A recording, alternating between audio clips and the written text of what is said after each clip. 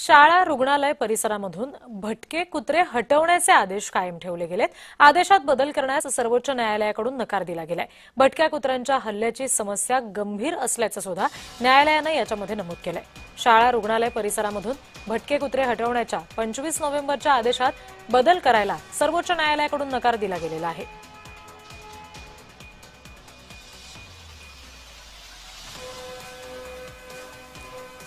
या सगळ्या संदर्भात प्रतिनिधी ज्योत्स्ना कंगणे आपल्याला आणखी तपशील देत आहेत। ज्योत्स्ना,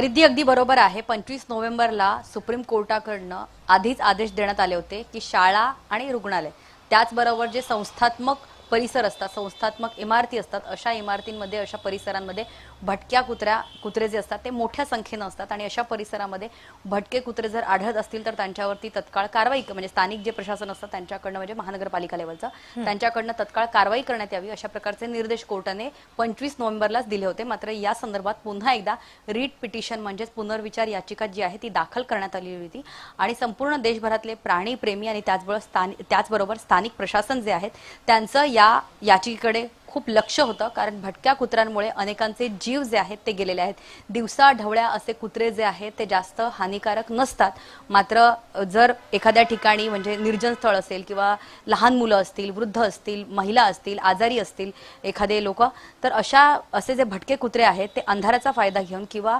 रात्रीचा फायदा घेऊन जे आहे ते अचानकपणे हल्ले करतात आणि त्यामुळे अनेकांना देशभरातून त्यांचा जीव गमवावा लागला आहे। याच अनुषंगाने सुप्रीम कोर्टाने जे आहे ते आता सक्त निर्देश दिलेले आहेत की 25 नोव्हेंबरचा जो आदेश दिला आहे सुप्रीम कोर्टाकडनं की शाळा, रुग्णालय आणि त्याचबरोबर संस्थात्मक जे इमारती असतील त्या ठिकाणी अशा कुठल्याही प्रकारचे भटके कुत्रे आढळता कामा नये आणि त्याचबरोबर अनेक वेळा काय होतं, या भटक्या कुत्र्यांना स्थानिक प्रशासनाकडनं कारवाई करून पकडण्यात येतं आणि त्याच्यानंतर पुन्हा एकदा याच भटक्या कुत्र्यांना पुन्हा जेव्हा सोडण्यात येतं तेव्हा ते त्यांचे अड्डे जिथे बनवलेले असतात, जसं शाळा, रुग्णालय आणि त्याचबरोबर, कारण तो मोकळा परिसर असतो त्या ठिकाणी आणि जे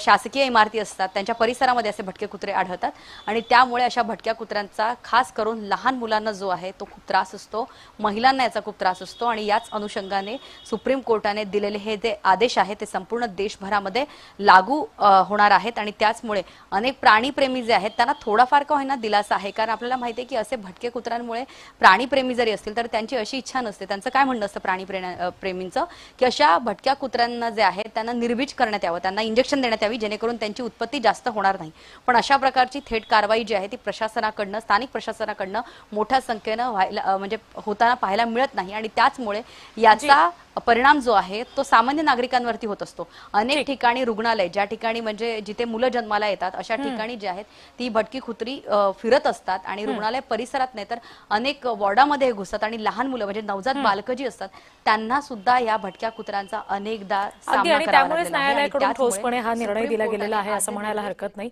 ज्योत्स्ना, तुम्ही आमच्या अशाच जोडलेल्या राहा।